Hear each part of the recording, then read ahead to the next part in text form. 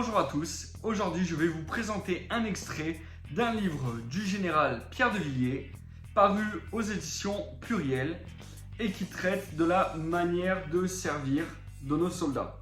Outre le fait que ce soit un super bouquin pour nos militaires, il y a tout un passage à l'intérieur où il explique comment redorer le blason français. Et c'est ce passage que j'ai envie de vous présenter puisqu'à mon sens, il est riche d'enseignements. Laissez-moi vous le lire. Une France qui rayonne. France, mère des arts, des armes et des lois. Joachim du Bellay, ou Joachim du Bellay comme vous voulez, avait tout compris dès le XVIe siècle. La France rayonne par sa culture, disons-le pour son génie et, en tout premier lieu, par sa langue. Durant ma carrière militaire, j'ai toujours essayé de valoriser le français. Bien sûr, tout responsable se doit de pratiquer les langues étrangères et en particulier l'anglais. Mais comment supporter de voir des Français se parler entre eux en anglais sans se rendre compte du ridicule de la situation?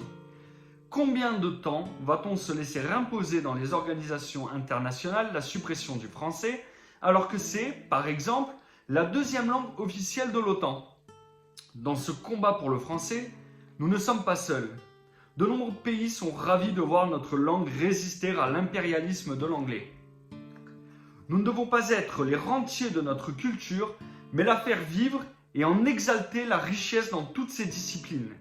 La gastronomie, pour ne prendre que cet exemple, fait partie intégrante de notre héritage. Voilà, j'espère que la lecture de ce passage vous aura plu. Petit passage, mais grands enseignements. À ce propos, j'ai beaucoup de petits passages de ce genre dans ma bibliothèque. Et si vous en voulez d'autres, n'hésitez pas à me le dire en commentaire.